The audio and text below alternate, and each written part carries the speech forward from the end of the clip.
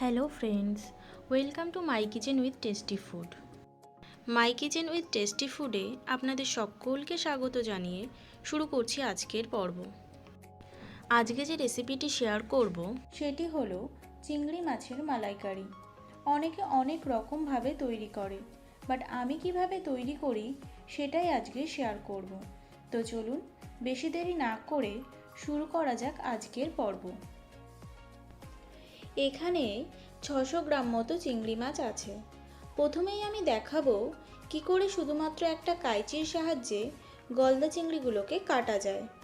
প্রথমেই মাছের মুখটাকে কেটে ফেলতে হবে, তারপরে চোখগুলোকে ফেলে দিতে হবে। এরপরে মাছের শুঁড় এবং পাগুলোকে কাঁচির সাহায্যে কেটে ফেলব। আমি এখানে যে বড় পা দুটো আছে সেই দুটোকে রেখে দেব। কয়েকটা মাছের রাখবো এবং কয়েকটা মাছের সম্পূর্ণ পাগুলোকে ফেলে দেব। এবারে মাছের পিঠের দিকটা এইভাবে কেটে ভেতরের নোংরাটাকে বের করে ফেলতে হবে এবং মাথার দিকটা থেকে এইভাবে কেটে যে নোংরাটা থাকে সেটাও বের করে ফেলতে হবে। আপনারা যদি চিংড়ি মাছ কাটার সম্পূর্ণ প্রসেসটা দেখতে আগ্রহী হন তাহলে প্লিজ আমাকে কমেন্ট করে জানাবেন।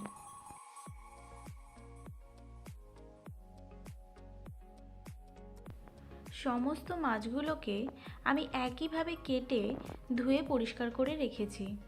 এবারে দিয়ে দিচ্ছি হাফ টেবিল চামচ পরিমাণ হলুদ গুঁড়ো এবং 1 চা চামচ পরিমাণ লবণ। এবারে লবণ ও হলুদ দিয়ে ভালো করে মাছটাকে মেখে নিচ্ছি। মাছটার ভেতরেও এইভাবে হাত দিয়ে হলুদ লবণটাকে ভালো করে মাখিয়ে দিচ্ছি। এবারে চলে যাব পরের স্টেপে। এবারে কড়াইতে দিয়ে দিচ্ছি বেশ খানিকটা পরিমাণ সর্ষের তেল। আপনারা চাইলে সাদা তেলেও রান্নাটা করতে পারেন।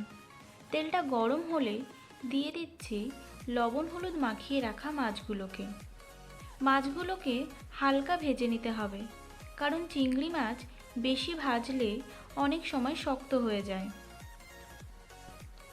মাছগুলোকে তুলে আবারও দিয়ে দিচ্ছি বাকি মাছগুলোকে। এইভাবে সমস্ত মাছগুলোকে ভেজে নিচ্ছি। মাছগুলো সব ভাজা হয়ে গেছে। এবারে ওই তেলেই দিয়ে দিচ্ছি 1 টেবিল চামচ পরিমাণ সর্ষের তেল। দিয়ে দিচ্ছি 1 টেবিল চামচ পরিমাণ ঘি। এবারে দিয়ে দিচ্ছি দুটো মাঝারি সাইজের পেঁয়াজ, যেটাকে পেস্ট করে রেখেছিলাম। ভালো করে নেড়েচেড়ে দিয়ে দিচ্ছি 1 টেবিল চামচ পরিমাণ আদা বাটা। নেড়েচেড়ে দিয়ে দিচ্ছি 3টে তেজপাতা, 1টা শুকনো লঙ্কা এবং গোটা গরম মশলা, যার মধ্যে আছে 3টে এলাচ, 3টে দারচিনি আর 3টে লবঙ্গ।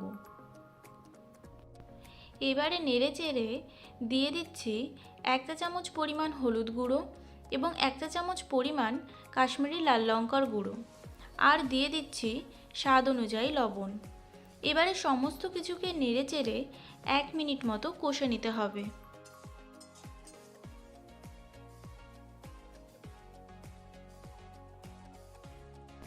এবারে দিয়ে দিচ্ছি হাফ কাপ পরিমাণ ফেটিয়ে রাখা টক দই। এখানে গ্যাসের আঁচটাকে একদম লোতে রেখে টক দইটা দিতে হবে। এবারে দইয়ের সঙ্গে মশলাগুলোকে ঢাকা চাপা দিয়ে কষে নিতে হবে 2 মিনিট মতো। 2 মিনিট হয়ে গেছে। এবারে ঢাকনা তুলে দিয়ে দিচ্ছি 1/4 কাপ পরিমাণ নারকেলের দুধ। নারকেল কুড়িয়ে গরম জলের মধ্যে ভিজিয়ে দুধটাকে বের করে নিয়েছিলাম। এই রান্নাটা যত কষে কষে করা যায় ততই এর টেস্ট বেড়ে যায়। আর এখানে কোনো জলের ব্যবহার করিনি, সম্পূর্ণটাই নারকেলের দুধ দিয়ে করেছি।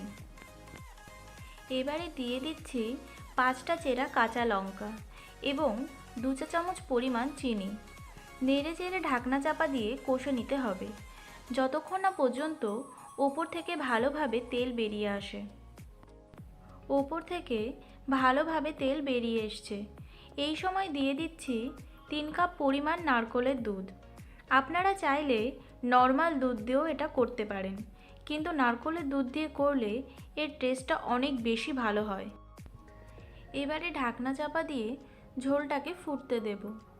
ঝোলটা ফুটে উঠেছে, এবারে দিয়ে দিচ্ছি ভেজে রাখা চিংড়ি মাছগুলোকে। নেড়ে চেড়ে ঢাকা চাপা দিয়ে রান্না হতে দেব 5 থেকে 6 মিনিট মতো।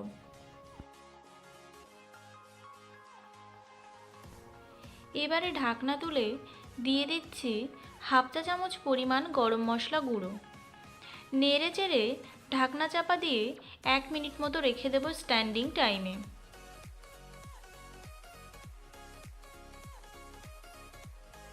ব্যাস তৈরি হয়ে গেল চিংড়ি মাছের মালাইকারি। এটাকে গরম গরম ভাতের সঙ্গে দারুণ লাগে। রান্নাটা আপনাদের কেমন লাগলো প্লিজ কমেন্ট করে জানাবেন। যদি ভালো লেগে থাকে তাহলে একটা লাইক করে দেবেন, ফ্রেন্ডস এবং ফ্যামিলির মধ্যে শেয়ার করবেন। আর আমার চ্যানেলের যদি কোনো নতুন বন্ধু হয়ে থাকেন তাহলে অবশ্যই করে চ্যানেলটাকে সাবস্ক্রাইব করার অনুরোধ রইল।